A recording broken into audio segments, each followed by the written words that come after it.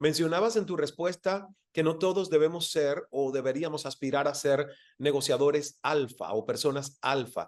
Entonces, reconociendo que a lo mejor mi personalidad no es alfa y me gustaría que describas quién es un negociador alfa y cuáles son esos perfiles de otros tipos de negociadores, porque a lo mejor así nos vamos reflejando en esa variedad, ¿no?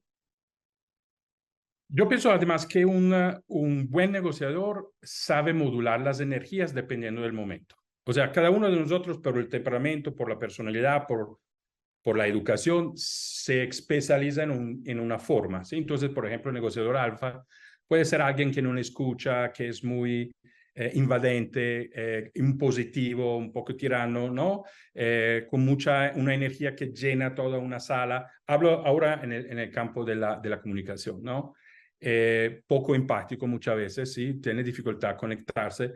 Son personas difíciles, ¿no? Con la cual relacionarse y a veces en una mesa de negociación efectivamente puede servir. Pero la verdad es que no todo necesariamente somos así como naturaleza, por educación, por temperamento, por experiencias de la vida.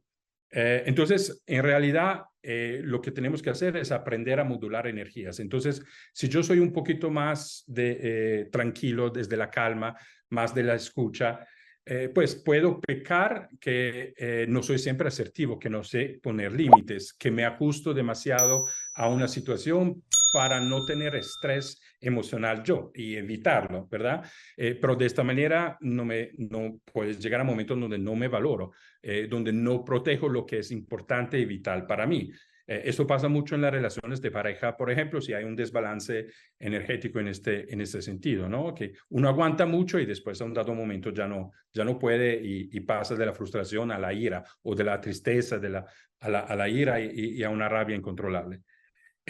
Por un negociador que es más alfa, se trata de aprender a modular, que no siempre estar alfa está bien. Entonces, a veces hay que abrir, hay que escuchar, hay que conectarse, hay que empatizar. Entonces, yo pienso que puede ser muy útil, yo lo utilizo mucho con mis clientes, es imaginar cuál es el animal que tú necesitas estar en un momento de la negociación. A la vez tienes que ser una leonesa, tienes que ser una tigre, pero otra vez es bueno que tú seas un gato, un caballo, que siente, que percibe, que escucha, ¿sí?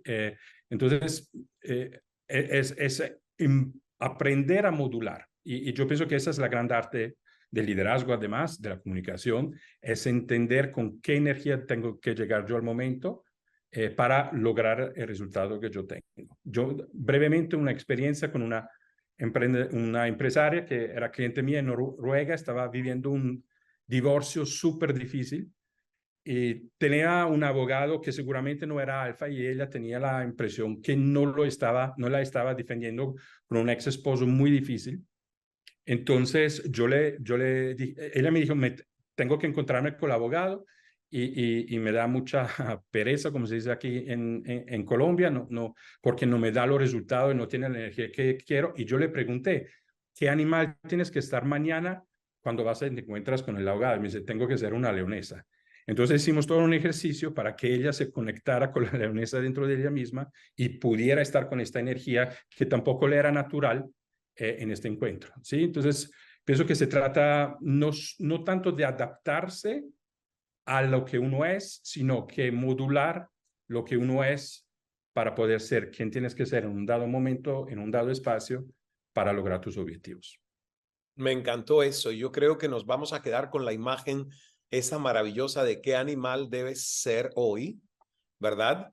En esta Sí. conversación o en esta negociación, aunque no sea una característica casi permanente de tu personalidad, pero es la que a lo mejor hoy tienes que abordar. ¿Cuál ha sido Uh-huh. el caso más retador en negociaciones que te ha tocado hacer? ¿Y cuál crees tú que hizo la diferencia en el abordaje de esa negociación? Mira, yo seguramente sí te podría contar muchas experiencias en el campo internacional, ¿no? De los conflictos internacionales, donde toca negociar y hablar con gente que es armada, pero quiero darte un ejemplo porque aquí estamos hablando con mucha gente de empresas y quizás muchos son también empresas familiares y una de las cosas que yo más disfruto es ayudar a miembros de grandes empresas familiares, de family office, a pasar del conflicto o de un desacuerdo muy grande a llamarlos a una armonía, una paz, a una nueva relación.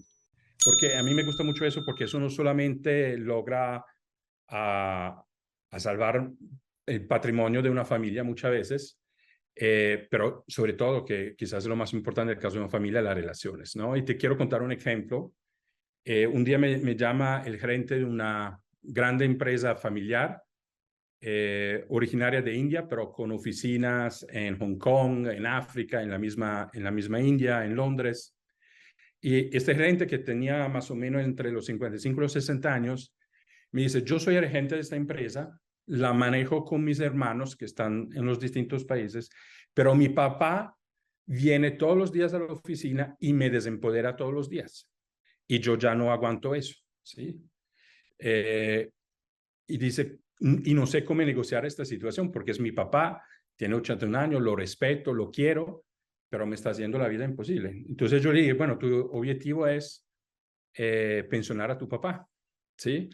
Tenemos que lograr un mecanismo que finalmente en poco tiempo pensione el papá. Entonces le dije: quiero que todos los miembros de tu familia vengan a Miami. Yo vivía en Miami en esta época, y los quiero todo en un cuarto y trabajamos juntos. Y fue muy bonito porque vinieron 20 miembros de la familia y las tres generaciones. El más joven tenía 16 años y el patriarca de la familia que había fundado la empresa tenía 81, 82.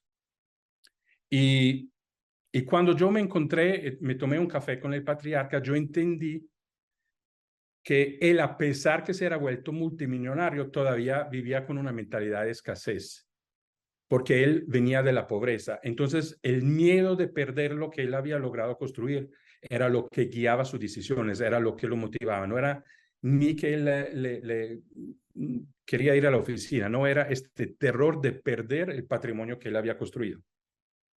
Entonces hicimos un primer ejercicio de valores para identificar entre las tres generaciones cuáles son los valores que los guían.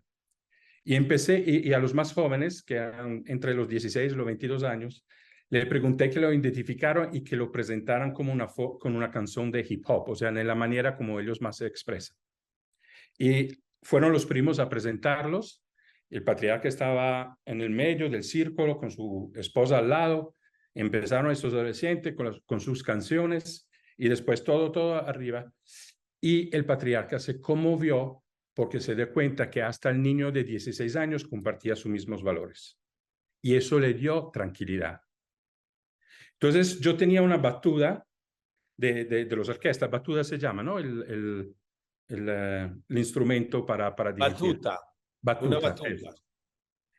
Entonces yo le di al patriarca, le di una batuta y dije: yo quiero que ahora usted siga dirigiendo, porque usted eso ha hecho todavía, ha dirigido toda esa familia, todas esas empresas. Y se lo hice hacer hasta que empecé a darme cuenta que estaba cansado. Entonces dijo: ¿verdad que usted está cansado a estar con la batuta todo el tiempo en el aire y moviendo el brazo? Y él me dijo: sí. Y yo le dije: entonces, ¿por qué no descansa el brazo, pero sin dejar la batuta? Entonces él bajó el brazo y no soltó la batuta. Entonces yo le dije: ¿ves que es posible descansar y bajar el brazo sin dejar la batuta? Y eso, de alguna manera, quizás por una inducción un poco hipnótica y de trance, pero hizo una nueva conexión en su cerebro, y desde ese día no ha vuelto a la oficina, porque vio Wow. las generaciones tranquila en términos de valores, y descubrió que él puede no ir a la familia, a la oficina, sin perder su posición de líder, siguiendo siendo el líder, no el patriarca. Entonces este día, en un taller de 2 días, logramos a pensionar al papá, ¿no? Wow. Y esta es una experiencia que a mí me marcó mucho, primero porque cambiaron las relaciones en la familia, que quizás más allá del patrimonio es lo que a mí personalmente me mueve más, pero era sobre todo descubrir que este trabajo requiere mucha creatividad. Eso no es de leer libros o de tener, es estar en el momento con el dolor de una familia, ¿sí? Con el dolor, entender el dolor de los hijos, del gerente en particular, pero también del papá, también del patriarca, y entender que también todos tienen una necesidad. Y cuando tú logras a tener todo eso dentro de ti, todas las perspectivas al mismo tiempo, entonces ya empiezas a ver las ideas de base y básica que guían toda una realidad y puedes ayudar a un sistema a volver a encontrar armonía. Me parece algo extraordinario todo lo que nos has contado, además de la manera tan descriptiva, porque me sentí allí como un testigo silente en esa sala, viendo todo lo que hiciste y esas dinámicas para poder unir incluso y cerrar esa brecha generacional, Sí. hablando cada quien su mismo lenguaje.